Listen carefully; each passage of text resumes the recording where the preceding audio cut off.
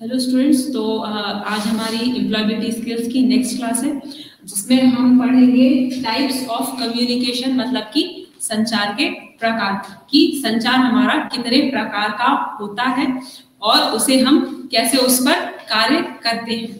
ठीक है, तो संचार जो है हमारा वो मुख्यतः उसे अलग अलग भागों में बांटा गया है और संचार को हम 3 अलग अलग चीजों के आधार पर अलग अलग भागों में विभाजित करते हैं।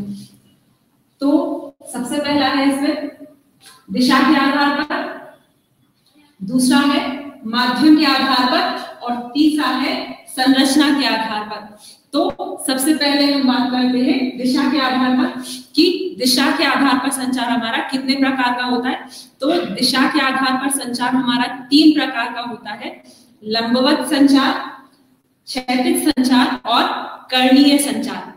लंबवत संचार मतलब कि वो संचार जो दिशा के आधार पर है, मतलब कि ऊपर से नीचे की ओर, मतलब उच्च अधिकारी द्वारा अगर अपने से नीचे कार्य कर रहे कर्मचारियों को कोई निर्देश दिए जाते हैं तो वो कहलाते हैं हमारे लंबवत संचार के अंतर्गत। अब बात करते हैं हम लंबवत संचार के हमारा 2 प्रकार का है, ऊपरमुखी और अधोमुखी। ऊपरमुखी मतलब कि ऐसा संचार जो कि हमारा नीचे से ऊपर से नीचे की ओर होता है, वो कहलाता है ऊपरी मुखी संचार। और फिर है अधोमुखी संचार जो हमारा नीचे से ऊपर की ओर होता है, वो कहलाता है हमारा अधोमुखी संचार।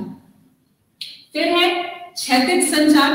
क्षैतिज संचार जो है वो ऐसा संचार होता है जो कि किसी ऑर्गेनाइजेशन के अंदर एक ही पोजीशन पर कार्य कर रहे जो व्यक्ति हैं उनके बीच जो संचार होता है वो कहलाता है हमारा क्षैतिज संचार। और फिर तीसरा है कर्णीय संचार, क्योंकि जो ऑर्गेनाइजेशन होती है, जो कंपनियां होती हैं, उनमें अलग अलग डिपार्टमेंट्स बने हुए होते हैं। तो अगर एक डिपार्टमेंट का व्यक्ति दूसरे डिपार्टमेंट के व्यक्ति से कोई संचार करता है तो वो कहलाता है हमारा कर्णीय संचार। तो ये दिशा के आधार पर संचार हमारा 3 प्रकार का है। अब माध्यम के आधार पर बात करें कि माध्यम के आधार पर संचार कितने प्रकार का होता है। तो माध्यम के आधार पर संचार जो है वो 2 प्रकार का होता है, शाब्दिक और अशाब्दिक। शाब्दिक संचार जो है वो ऐसा संचार होता है जिसमें संचार के लिए शब्दों का प्रयोग किया जाता है, वो कहलाता है शाब्दिक संचार। और अशाब्दिक संचार मतलब कि ऐसा संचार जिसमें संचार की प्रक्रिया के लिए शब्दों का प्रयोग नहीं किया जाता, वो कहलाता है हमारा अशाब्दिक संचार। तो शाब्दिक संचार को भी यहाँ पर 2 अलग अलग भागों में बांटा गया है। सबसे पहला लिखित संचार और दूसरा होता है हमारा मौखिक संचार या भौतिक संचार। तो पहले लिखित संचार की बात करें तो लिखित संचार जो मतलब कि हम जिसमें लिखकर कोई भी जानकारी किसी व्यक्ति तक पहुंचाते हैं वो कहलाता है हमारा लिखित संचार। उसमें आप किसी भी माध्यम का प्रयोग कर सकते हैं, copy, pen, diary, email, message और सोशल नेटवर्किंग, किसी भी माध्यम का प्रयोग करके अगर आप लिखकर कोई संचार कर रहे हैं तो वो कहलाता है हमारा लिखित संचार। दूसरा होता है हमारा मौखिक संचार, ऐसा संचार जिसकी सहायता से हम कोई भी संचार की जो प्रक्रिया है वो हम बोलकर करते हैं, तो वो कहलाता है हमारा मौखिक संचार। मौखिक संचार में हम आमने सामने व्यक्तियों से बैठकर बात कर सकते हैं, फोन कर सकते हैं और किसी भी तरह के माध्यम का प्रयोग कर सकते हैं, तो वो कहलाते हैं हमारे मौखिक संचार।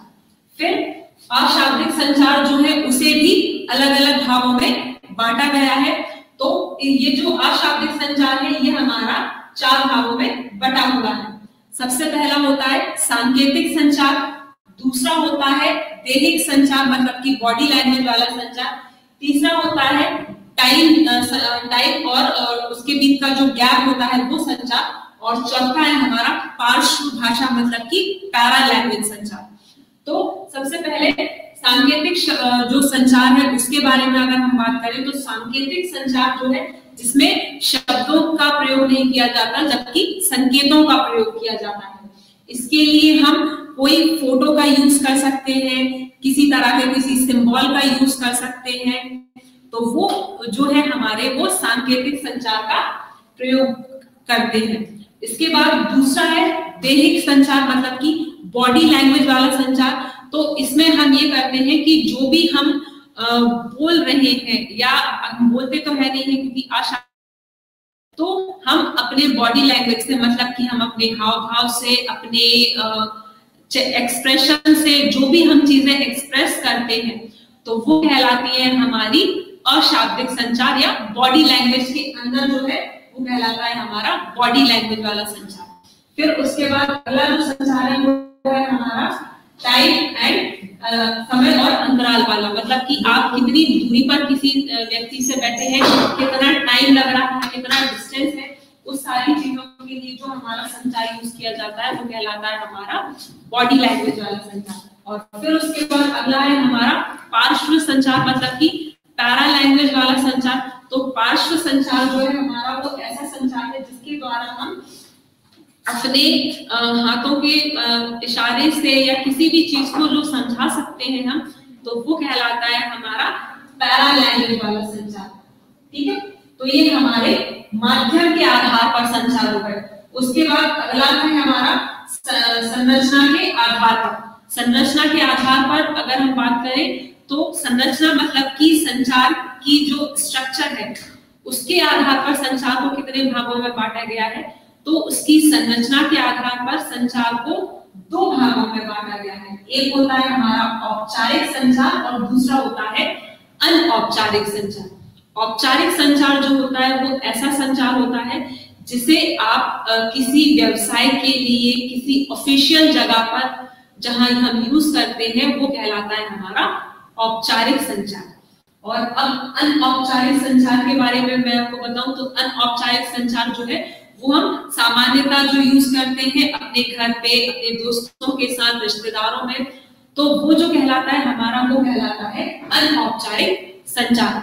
तो ये हमारे संचार के प्रकार है कि संचार को किन भागों में बांटा गया है। तो संचार जो है हमारा वो मुख्यतः तीन अलग अलग चीजों, फिर से एक बार इस टॉपिक को रिवाइज कर देती हूँ मैं आपके लिए कि संचार के प्रकार, पहली बात तो संचार की जो प्रक्रिया है वो है हमारी इसलिए कि हम यहाँ पर जो भी जानकारी हमारे पास उपलब्ध है उस जानकारी को हम किसी और व्यक्ति तक पहुंचाएं और फिर उसके बाद हम अपना काम कर सकें। ठीक है, तो ये जो संचार है हमारा उसे हम तीन अलग अलग भागों में बांटा गया है। दिशा के आधार पर संचार, माध्यम के आधार पर संचार और संरचना के आधार पर संचार। तो सबसे पहले दिशा के आधार पर संचार की अगर मैं बात करूं तो दिशा के आधार पर संचार हमारे तीन प्रकार के होते हैं, लंबवत संचार, क्षैतिज संचार और कर्णीय संचार।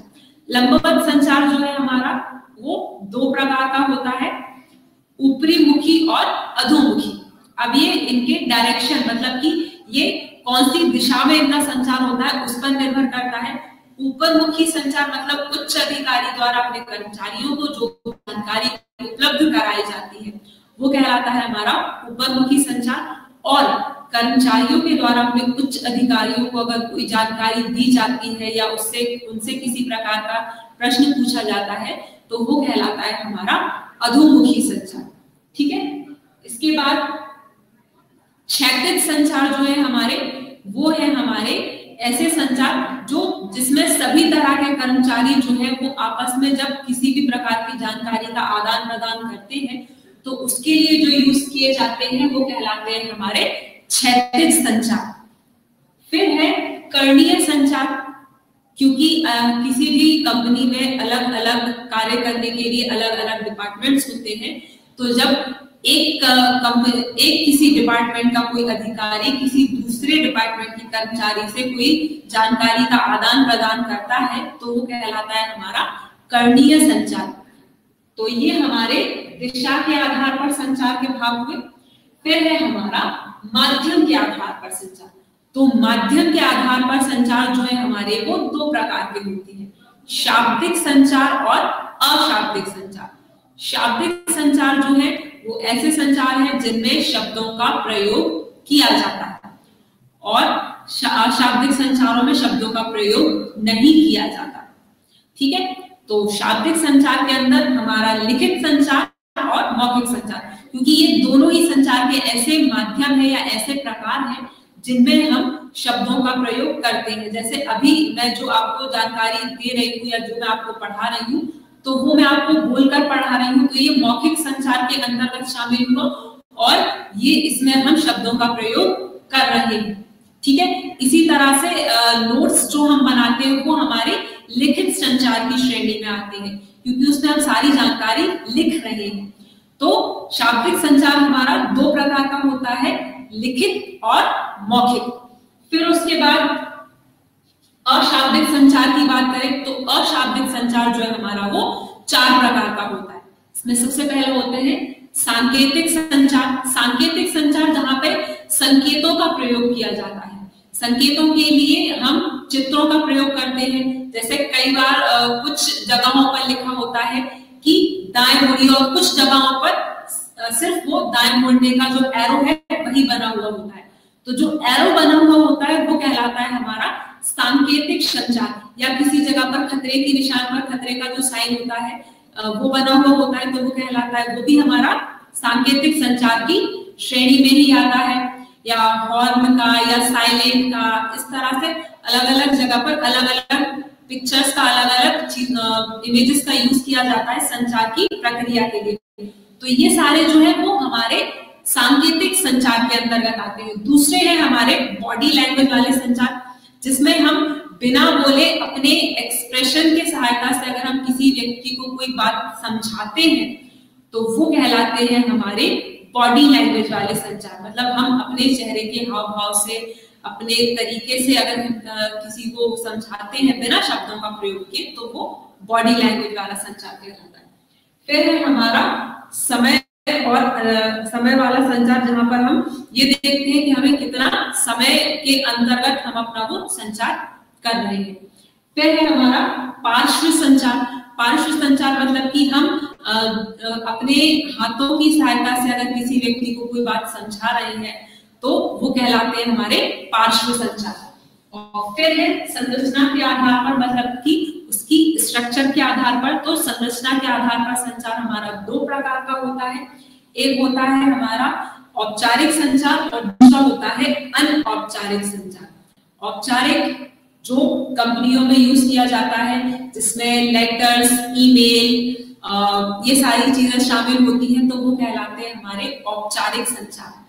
इसी तरह से अनौपचारिक संचार की अगर मैं बात करूं तो अनौपचारिक संचार जो है हमारे, वो ऐसे संचार होते हैं जो हम सामान्यतः अपने घर में अपने दोस्तों के बीच प्रयोग किए जाते हैं। और अनौपचारिक संचार जो है वो ज्यादातर बोलकर किया जा रहा है। तो ये होते हैं हमारे अनौपचारिक संचार।